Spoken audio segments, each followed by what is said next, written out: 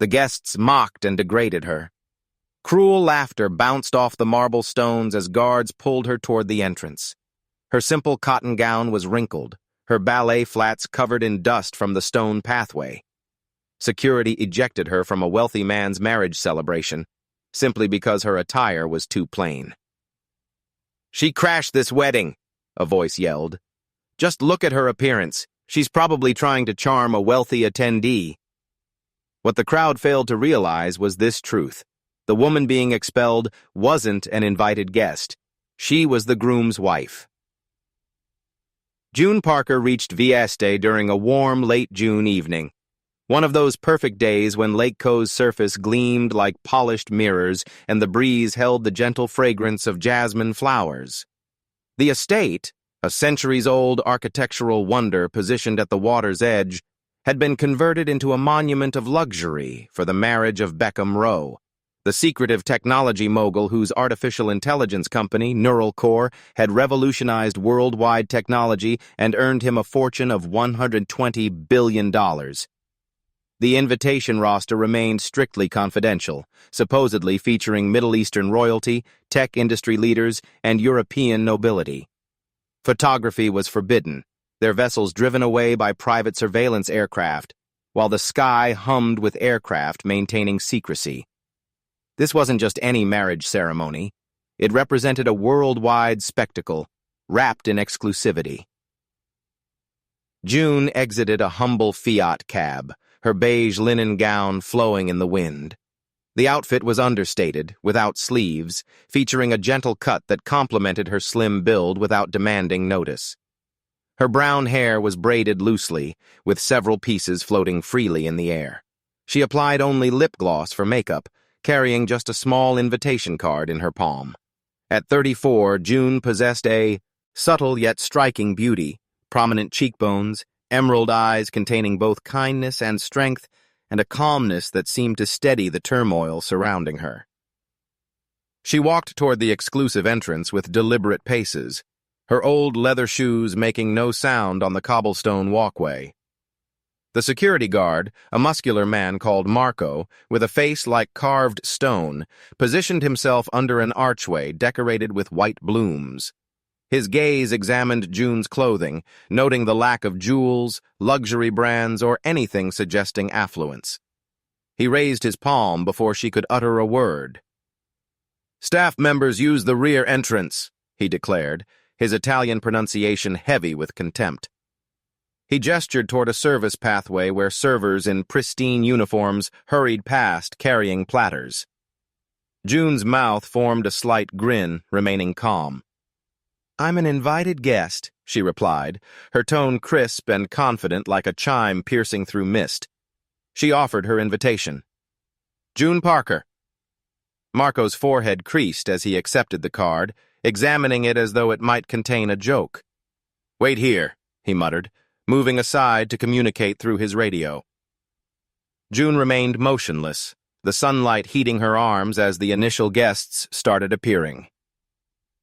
A dark Rolls-Royce delivered 3 women wearing sparkling dresses, one in green sequins, another in blue silk, the third in a golden gown that gleamed like liquid fire. Their jewels reflected the light, their throats and arms weighted with prosperity. They stopped, observing June, and their mockery erupted like a crashing wave. "Has she lost her way?" the golden-dressed woman announced loudly enough for the patio to overhear. "That's the bride's servant asking for a gratuity." Her identity was Vanessa Hull, a financial executive famous for her cutting remarks and popular social media presence. The other two, Elena Voss, daughter of a German media owner, and Priya Khan, a former Bollywood actress turned cryptocurrency promoter, laughed, their eyes scanning June's dress.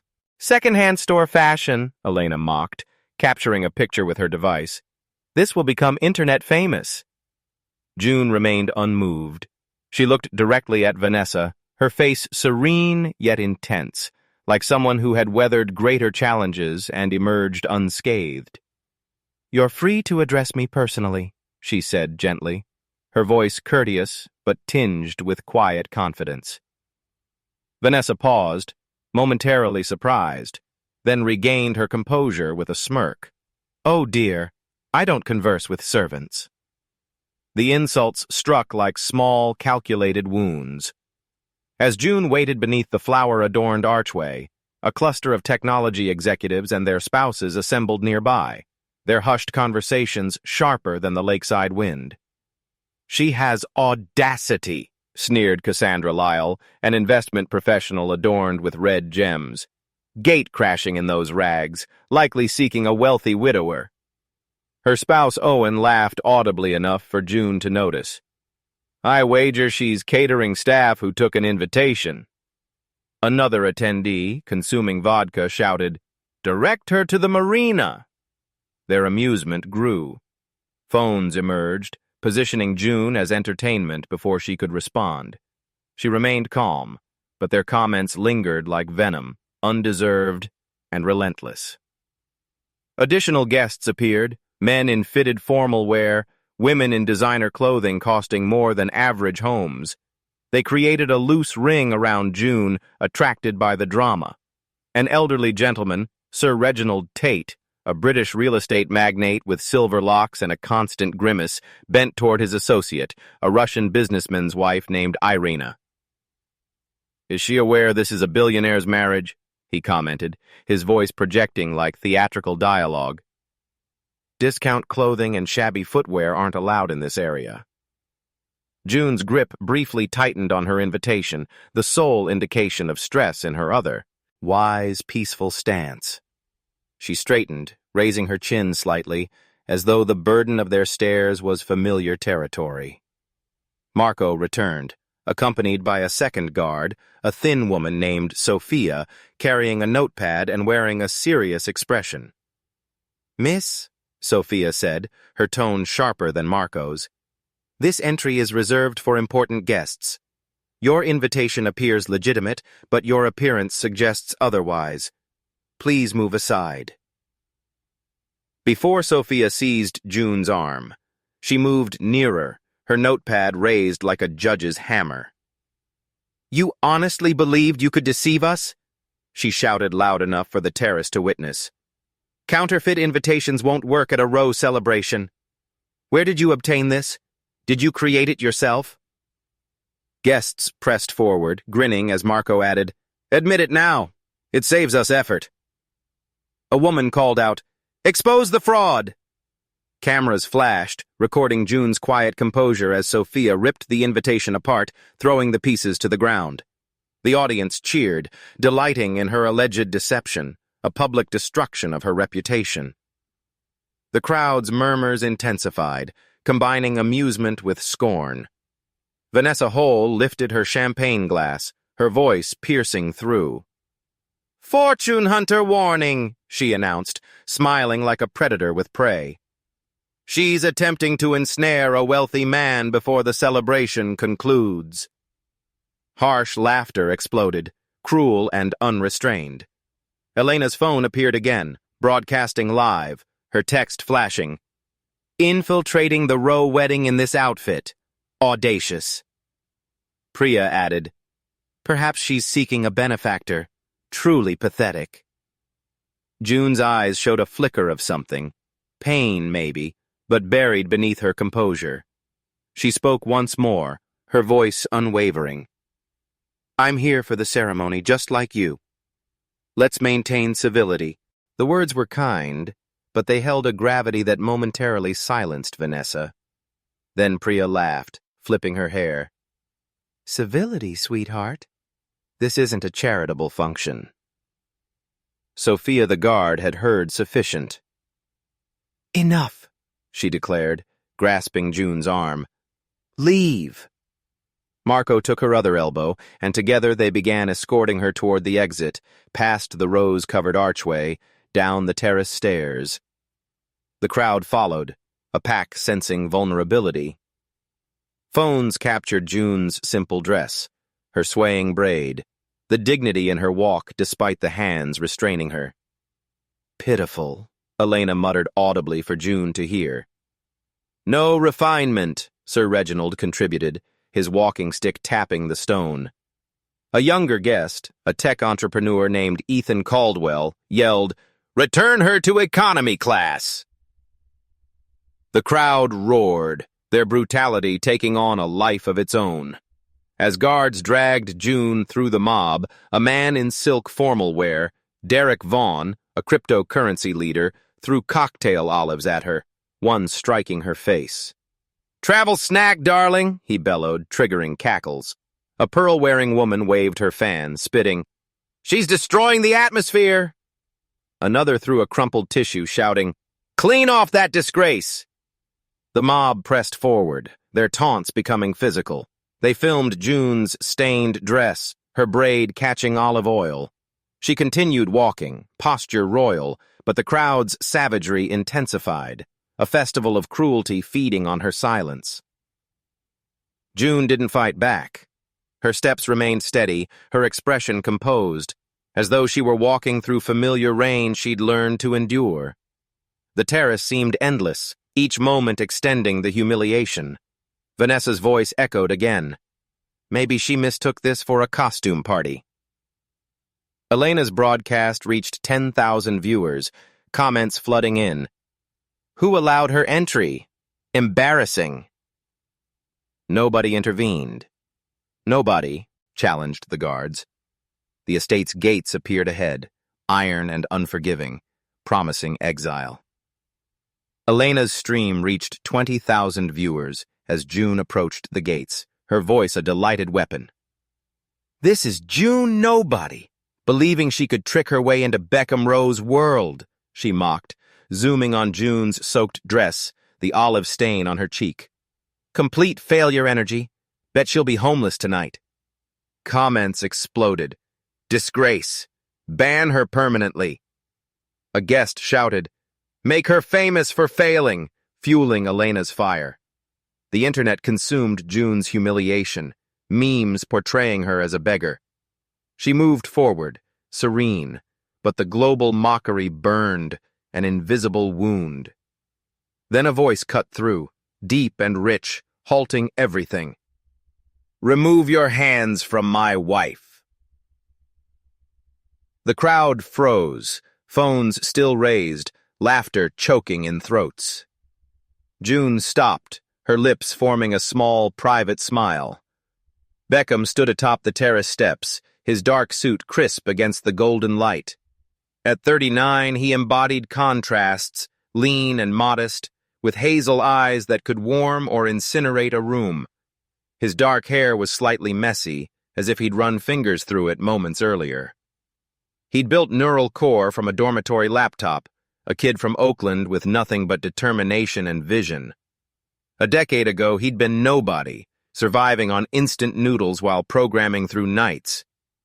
June had been present, his foundation, his reality, when the world saw only a dreamer without prospects. He descended the stairs, ignoring the gasps, the sudden quiet. The guards released June immediately, Marco mumbling an apology, Sophia stepping back as if she'd touched flames. Beckham reached June, his hand finding hers, his thumb caressing her knuckles.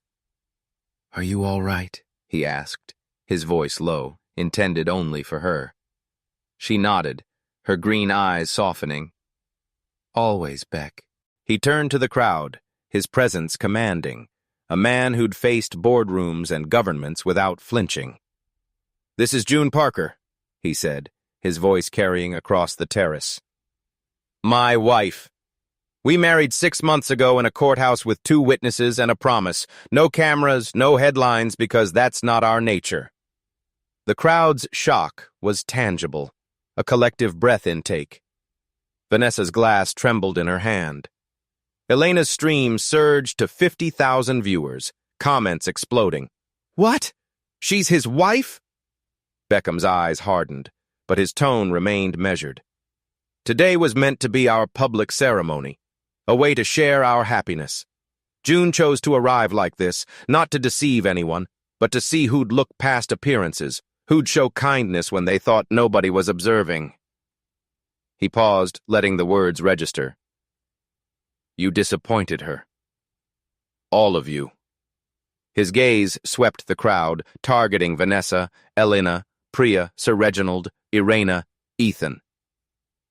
You ridiculed her dress, her shoes, her heart. You called her a gold digger, ejected her like garbage. But June isn't here for wealth. She abandoned tenure at Yale, tenure for those unfamiliar with its meaning, to support me when I had nothing. No funding, no reputation, just a prototype and hope. She believed in me when I barely believed in myself. June stood beside him, her hand in his, her silence more powerful than any speech. She didn't need to defend herself. Her grace accomplished that. The crowd was silent now, their earlier confidence crumbling. Vanessa's face flushed, her diamonds suddenly gaudy. Sir Reginald gripped his cane, avoiding Beckham's eyes. Elena lowered her phone, the stream still running, capturing every word. Beckham's voice softened, but cut deeper for it. If anyone's chasing gold, it's those of you who tore her down to feel superior. You're not here for love or celebration. You're here for status. And that's not what this day represents. A murmur passed through the crowd, shame mixing with defiance. Ethan Caldwell attempted to laugh it off, muttering, "Bit dramatic, friend." Beckham's gaze snapped to him, and Ethan retreated. June squeezed Beckham's hand, a silent signal. Enough. He exhaled, centering himself, and raised his voice one final time. This ends now, he said. He nodded to Leia Chen, his chief of staff, who stood nearby in a navy suit, her tablet already glowing with information. Leia, access the guest list. Cross-reference it with security recordings, staff reports, everything we have. Anyone who insulted June, identify them. They're banned. Leia's fingers moved rapidly, her face a mask of concentration. The crowd held its breath as guards spread out, their radios crackling. Vanessa was first, her gasp audible as a guard touched her shoulder. "Ma'am, you're departing," he said, pointing to the gates. She clutched her purse, stammering, "This is an error." But the guard was unmoved, escorting her past the roses, her gold gown trailing like a defeated banner. Elena followed, her phone confiscated to end the live stream, her protests drowned by the crowd's silence. Priya tried to hide, but a guard spotted her and she was removed, her heels clicking in defeat. Vanessa's removal was a masterpiece of destruction. Leia stepped forward, voice clear. "Vanessa, halt. Expelled for slandering June Parker Rowe." Guards marched her out, her gold gown catching on a gatepost, tearing to her thigh. She screamed, "I have connections!" But paparazzi swarmed, their flashes ruthless as her heel broke, sending her sprawling in gravel. Guests gasped, whispering, "She targeted June." Online, her brand collapsed as #HaltHumiliated trended globally. Vanessa's empire of spite fell in minutes, her name now mud, while June's truth rose brilliantly. Sir Reginald's face paled as he was approached. "I'm a knight of the realm," he protested, but the guard was firm. "You were recorded, sir. Let's go." Irina clung to her husband's arm, but he was escorted out too, his wealth no protection. Elena's downfall came swiftly as Leia announced, "Elena Voss, banned for malicious broadcasting. Accounts frozen. Sponsors withdrawing." Guards escorted her past the gates, her face ashen as paparazzi shouted, "Smile, influencer!" Her phone, now worthless, slipped from her hand, shattering on the stone. Guests whispered, "She profited from June's suffering." Social media turned against her. #Hate Elena surged, her followers abandoning her. In moments, her digital empire collapsed, her cruelty to June a fatal error. June's quiet grace stood taller, her victory secured without a word. Ethan Caldwell, the tech entrepreneur, tried to joke, "Guess I'm not getting that neural core contract." But his laughter died as he was marched to the gates. The paparazzi waiting beyond the villa's perimeter went wild. Flashes illuminated the evening sky, capturing every exit. Headlines were already forming. Billionaires expelled from Roe wedding. Elites shamed in Como. The terrace was quieter now, the air heavy with accountability. Beckham turned to June, his anger fading into something raw. "You didn't have to do this," he said, his voice for her alone. She smiled, touching his cheek. "I wanted to, for us."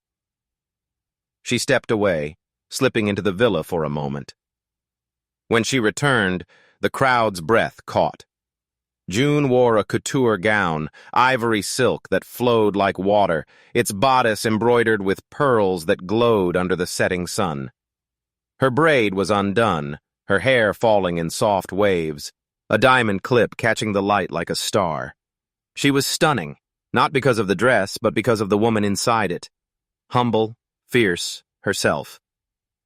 Beckham, too, took her hand, his eyes never leaving hers.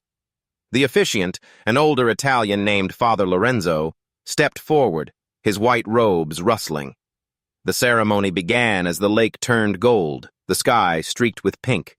Vows were exchanged, June's voice clear, promising to stand by Beckham through every storm. Beckham's quieter, vowing to be her home, always. The guests, humbled, watched in silence, some dabbing eyes. Sir Reginald's cane no longer tapped. Vanessa's laughter was a memory.